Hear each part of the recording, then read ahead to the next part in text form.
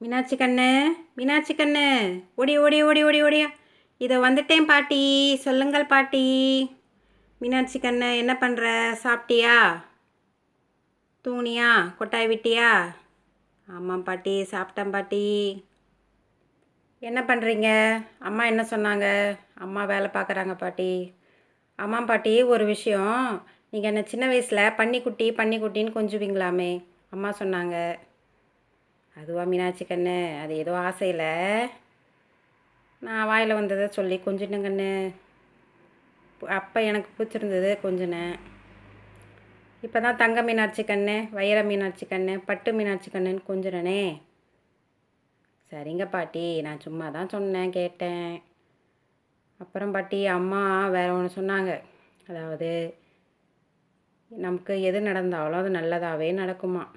எது நடந்து முடிஞ்சதோ அதுவும் நல்லதாகவே நடந்து முடிஞ்சிடுச்சான். இப்போ எது நடந்துகிட்ருக்கோ அதுவும் நல்லதாகவே நடக்குது அப்படின்னு சொன்னாங்க பாட்டி. அப்படியே மீனாட்சி கண்ணு, இதை தான் கீதாபதேசம்னு சொல்லுவாங்க. கண்ணன் வந்து அர்ச்சனருக்கு கீதாபதேசம் சொல்லுவார். குருஷேத்திரத்தில் 18 நாள் போர் நடந்தது இல்லையா, அதில் தான் உபதேசம் சொல்லிக்கிட்டே இருப்பார் கர்ணர். அந்த கண்ணன் வந்து நிறைய விஷயம் சொல்லியிருக்காரு. எது நடந்ததோ அது நன்றாகவே நடந்தது, எது நடக்கிறதோ அது நன்றாகவே நடக்கிறது, எது நடக்க இருக்கிறதோ அதுவும் நன்றாகவே நடக்கும் அப்படின்னு சொல்லுவார். அதில் நிறைய விஷயங்கள் இருக்குது. அது மட்டும் இல்லை, முக்கியமானது என்னென்னு பார்த்தீங்கன்னா கர்ம வினைகள் அப்படின்னு சொல்லியிருப்பார்.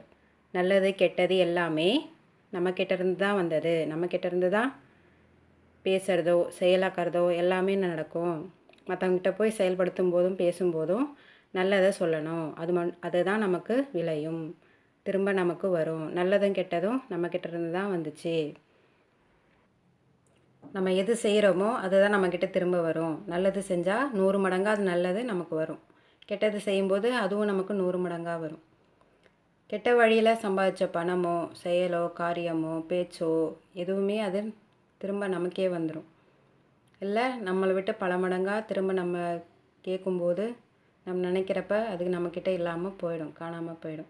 அதனால தான் நல்ல வழியில் சம்பாதிக்கணும், நல்ல எண்ணங்களை பேசணும், நல்ல எண்ணங்களை மனசில் பதிய வச்சுக்கணும் அப்படின்னு சொல்கிறாங்க. இதில் பாவம் புண்ணியம் சொல்கிறாங்க இல்லையா, அந்த கர்ம வினைகள்ன்றது நம்ம என்ன செய்கிறோமோ சொல்கிறோமோ அதுதான் நடக்கும், நல்லது தான் செய்யணும். அதனால தான் ஒவ்வொரு முடிவையும் நம்ம யோசித்து முடிவெடுக்கணும். நம்ம கோவமாக இருக்கோம், கவலையாக இருக்கோம், கஷ்டத்தில் இருக்கோம் அப்படின்லாம் நம்ம பார்க்கவே கூடாது, நினைக்கக்கூடாது. அந்த சமயத்தில் ஆணாக இருந்தாலும் பெண்ணாக இருந்தாலும் சரி, யாராக இருந்தாலும் யோசித்து முடிவெடுக்கணும். சுயநலமாக யோசித்து முடிவெடுக்கிற நேரத்தில் மற்றவங்க நல்லா இருக்கணும், மற்றவங்க நல்லா இருந்தால் நம்ம எப்படி இந்த முடிவை எடுப்போம் அப்படின்னு அந்த முடிவுகளை எடுக்கக்கூடாது. சுயநலமாக யோசிக்கிற இடத்துல சுயநலமாக தான் யோசித்து முடிவு எடுக்கணும். உன்னோட முடிவு அப்படின்னு நினைக்கும்போது உனக்காக மட்டும்தான் நீ யோசித்து முடிவெடுக்கணும், மற்றவங்களுக்காக முடிவெடுக்கக்கூடாது. பொதுநலமாக யோசித்து முடிவெடுக்கும்போது மற்றவங்களுக்காக அதில் உன்னுடைய லாபத்தை பார்த்தோ உன்னுடைய சுயநலத்தை பார்த்தோ முடிவெடுக்கக்கூடாது. பொதுநலனா பொதுநலம் மட்டும்தான் அதில் இருக்கணும். அதில் எனக்கு என்ன பேர் கிடைக்கும், புகழ் கிடைக்கும்னு நினச்சி நம்ம யோசிக்கக்கூடாது. அது தானாக உன்னை தேடி வரும். புகழோ அதிகாரமோ அங்கீகாரமோ பதவியோ பட்டம் எதுவாக இருந்தாலும் உன்னை தேடி வரும். ஆசைகளும் அன்பும் எல்லாமே, நம்பிக்கையும் தன்னம்பிக்கையும் உதவி எல்லாமே உன்னை தேடி வரும். நீ நினச்சது எல்லாமே நடக்கும். சரியா மீனாட்சி கண்ணு? சரிங்க பாட்டி. அதாவது நம்ம என்ன விதைக்கிறோமோ அதுதான் முளைக்கும். வினை விதைத்தவன் வினை அறுப்பான், திணை விதைத்தவன் திணை அறுப்பான், அப்படி தானே பாட்டி சொல்கிறீங்க? ஆமாம் மீனாட்சி கண்ணு. என்னதான் இருந்தாலும் நம்ம நல்லதே செஞ்சுட்டு போயிடுவோமே. அவங்க என்ன நினைப்பாங்க, இவங்க என்ன நினைப்பாங்க, இவங்க நம்மளை எப்படி பார்ப்பாங்க, அதெல்லாம் வேண்டாம். ஏமாற்றம் எதுவாக இருந்தாலும் அது உதறி தள்ளிடணும். நமக்கு அப்புறம் நம்ம சேர்த்து வச்சுட்டு போகிறது சொத்துன்னு பார்த்தா அது ஒன்று தான், அந்த ஒழுக்கம்ன்றது தான். நம்மக்கிட்ட இருந்து யாருக்கு என்ன கற்றுக் கொடுத்தீங்க, உங்களுக்கு அப்புறம் நீங்கள் என்ன கற்றுக் கொடுத்தீங்க. சொத்துலாம் சேர்த்து வைக்கக்கூடாது. சொத்துன்றது தானாக நம்ம சம்பாதிச்சுக்கலாம், ஆனால் அதுவே அது கடைசி வரைக்கும் நம்ம கூட வரும் அப்படின்னு நினச்சி நம்ம எதையுமே பண்ண முடியாது. அதாவது ஒருத்தர் ஒன்று சொல்லியிருக்காரு தெரியுமா? சொத்து சேர்த்து வச்சு உன்னோட பிள்ளைங்கள ஊனமாக்காத அப்படின்னு சொல்லியிருக்காரு. அப்படியா பாட்டி? ஆ, ஊனமாக இருந்தால் உன்னோட பிள்ளைங்களுக்கு சொத்து சேர்த்து வை அப்படின்னு சொல்லியிருக்காங்க தெரியுமா? அது யார் சொன்னாங்கன்னு தெரியுமா? கண்டுபிடி கண்டுபிடி. தெரில பாட்டி, நான் யோசித்து பார்த்து படித்து உங்களுக்கு சொல்கிறேன் பாட்டி. சரிங்க மீனாட்சி கண்ணு. ஆணாக இருந்தாலும் பெண்ணாக இருந்தாலும் சரி சரிசமமாக அதேமாரி வேலையை செய்ய கற்றுக்கணும். ஒவ்வொருத்தருக்கு ஒருத்தவங்க துணையாக இருக்கணும். உனக்கு முடியாதப்ப நானும், எனக்கு முடியாதப்ப நீயும் வேலை செய்யணும், ஒத்துழைக்கணும். உனக்கு தெரிஞ்சதை எனக்கு சொல்லிக் கொடு, எனக்கு தெரிஞ்சதை உனக்கு சொல்லிக் கொடுக்குறேன் அப்படின்னு ஒத்துழைச்சி செய்யணும். ஏன்னா இருக்கிற காலகட்டத்துக்கு எல்லாருமே ஒத்துழைச்சா தான் முடியும். எல்லாருமே வேலை பார்த்தா தான் முடியும். வீட்டுக்குள்ளே தான் பார்க்கணும், வீட்டுக்கு வெளியில் நான் தான் பார்க்கணும் அப்படின்லாம் இல்லை. பெண்களுக்கு எல்லாருக்குமே பெண்களுக்கு வீடு தான் உலகம். ஆனால் ஆண்கள் நினச்சிட்ருக்காங்க அவங்களுக்கு உலகம்தான் வீடு. அது என்னமோ சரிதான். ஆனால் கடைசியாக அவங்க வீட்டுக்கு தானே வராங்க. வீட்டில் இருக்கிறவங்களோட அன்பை தானே எதிர்பார்க்குறாங்க, நம்பிக்கையை தானே எதிர்பார்க்குறாங்க.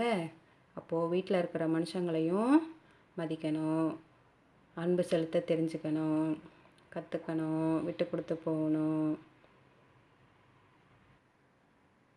வாழ்க்கைன்றது ஒரு பாடம், அது ஒரு எக்ஸ்பெரிமெண்ட் தெரியுமா? என்ன பாட்டி இங்கிலீஷ்லாம் பேசுகிறீங்க? ஆமாம் மீனாட்சி கண்ணு, நான் கற்றுக்கிட்டேன்ல, நீயும் கற்றுக் கொடுக்குற, தாத்தாவும் கற்றுக் கொடுக்குறாங்க. அப்படிங்களா பாட்டி?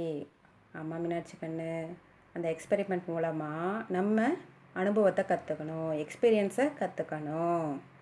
கற்றுக்கிட்டாதான் அந்த எக்ஸ்பெரிமெண்ட்டுக்கான ரிசல்ட்டு நல்லபடியான ஒரு நல்ல ரிசல்ட்டை நம்ம எதிர்பார்க்க முடியும்.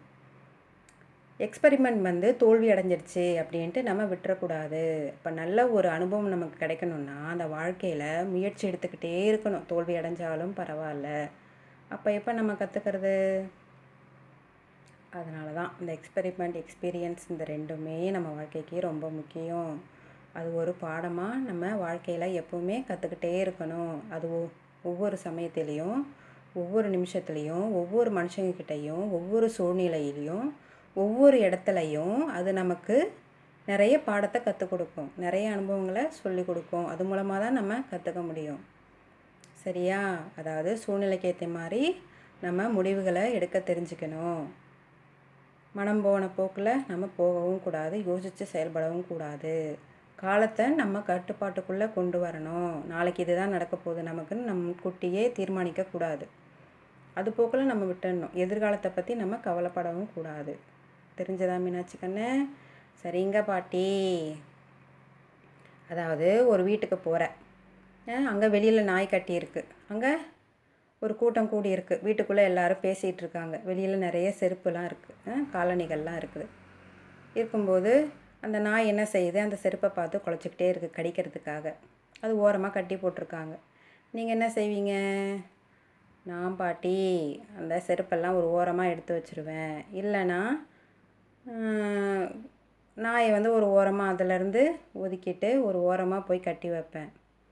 அப்படி பண்ணக்கூடாது மீனாட்சி கண்ணு. உள்ளே இருக்கிறவங்க அவங்க என்ன நினைப்பாங்க நம்ம யோசிக்கணும். அதனால் செருப்பை அவங்கக்கிட்ட கேட்டு தான் நம்ம எடுத்து வைக்கிறதோ செய்யணும். அந்த நாய்கிட்ட போய் நாயை ஒரு ஓரமாக கட்டி போட்டு வச்சாலும் அது கடிக்குமோ அப்படின்ற பயம் நமக்கு இருக்கணும். கடிச்சிடும் இல்லையா? அதனால் அதையும் நம்ம செயல்படுத்த முடியாது. வீட்டுக்குள்ளே போய் அந்த பெரியவங்கக்கிட்ட எல்லாருக்கிட்டையுமே அந்த காலணிகளை ஒரு ஓரமாக எடுத்து வைங்க.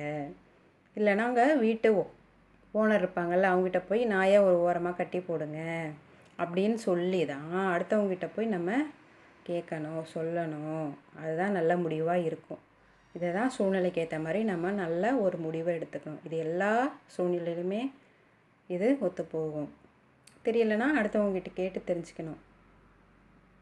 அடுத்தவங்க பெரியவங்க எல்லோரும் அனுபவப்பட்டிருப்பாங்க இல்லையா? அந்த அனுபவம் மூலமாக உங்களுக்கு நல்ல ஒரு முடிவை சொல்லுவாங்க. இதுவும் நீங்கள் போக போக கற்றுக்கலாம். மீனாட்சி கண்ணு போக போக கற்றுக்குவா இல்லையா? ஆமாம் பாட்டி, சரியாக சொன்னீங்க பாட்டி. எனக்கு உங்கள் பாடம் ரொம்ப ரொம்ப பிடிச்சிருந்தது பாட்டி. தேங்க்ஸ் பாட்டி. தேங்க்ஸு. தேங்க்யூப்பா. தேங்க்யூ மீனாட்சி கண்ணு.